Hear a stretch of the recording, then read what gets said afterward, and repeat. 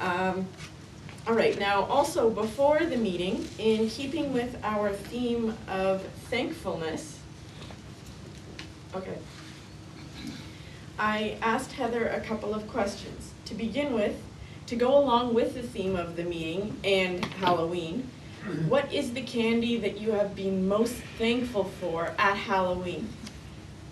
Heather's answer was chocolate. Is there any other kind? Yeah, I pretty much agree with you there. Now, for the second question, how long have you been with Toastmasters? You mentioned 8 years. That is quite an accomplishment. And then for finishing this sentence, by the end of the year, this year at Toastmasters, my biggest goal is to have, she wants to have her CL finished, which is competent leadership, yes, and her 3rd or 4th speech. So very ambitious goal, but you can do it. Now, without further ado, let me bring Heather up to the stage.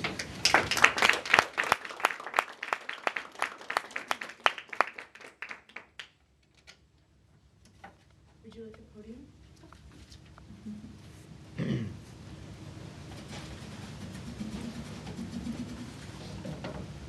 My name is Heather Percy, and I'm a recovering introvert. I am so thankful for Toastmasters. The idea for this speech topic actually came to me sitting in a conference in an auditorium of about 15,000 people, feeling as an introvert that I would love to just get outside and walk and be by myself. But I was surrounded with all of these people, and I thought, I am such an introvert. And then I remembered that I had to make a speech here to introduce myself, and so that had to be the topic. Scholars tell us that between the ages of about 5 and 7 is when who we are is fixed. Our value system, our attitudes, many of our beliefs are set by them. And I'm a business coach, so I have to deal with this and teach this to people all the time.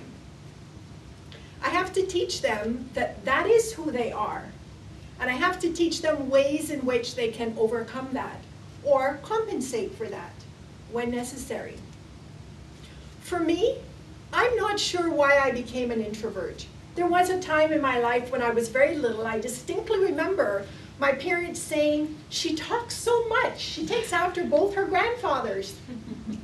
And I remember at that point determining not to talk. And for some reason, I developed myself into a loner that liked to read books and be by myself. When I became in my late teens, I didn't know how to go to social events. I had no idea how to make small talk. Sometimes that's still difficult for me, but it's something you need to know as an adult.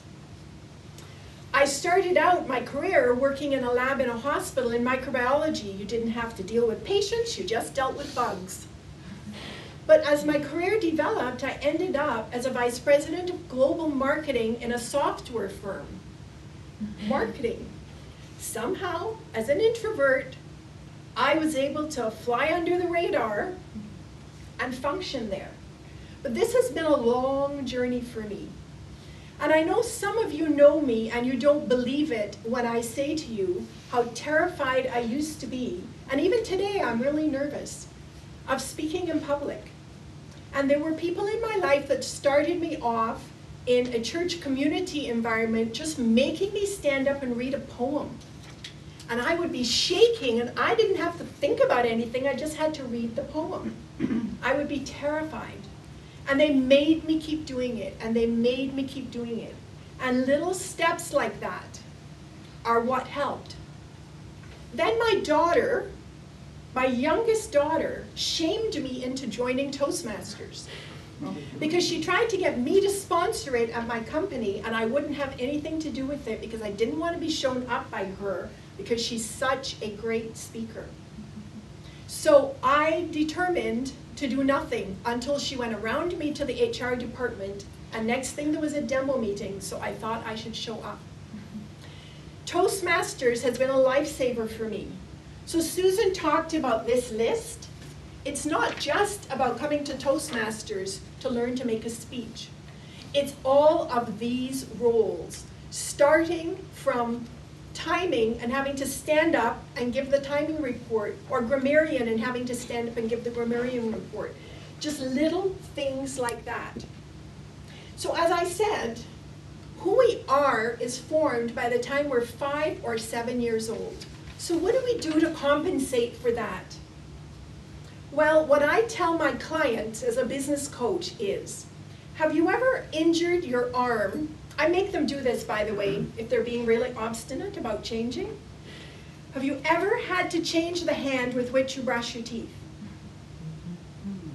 If you've ever been forced to because you broke your dominant arm, for instance, you'll know how hard that is. If I have a client who is resisting learning to change, because in fact our attitudes are simply habits of thought, and we all know that we can relearn habits. So if we think of our attitudes as habits, habits of our thoughts, they can be changed. But change is sometimes really difficult. This has been a hard journey for me, a hard journey, a journey of 8 years. You can change, and Toastmasters, I am so thankful for Toastmasters. I recommend it to everyone. I would recommend my clients come to Toastmasters before I recommend they pay me, if it's about communication and about a fear of speaking. So I am still a recovering introvert. I still need lots of alone time, but I could never have stood here tonight without the help of Toastmasters. Madam.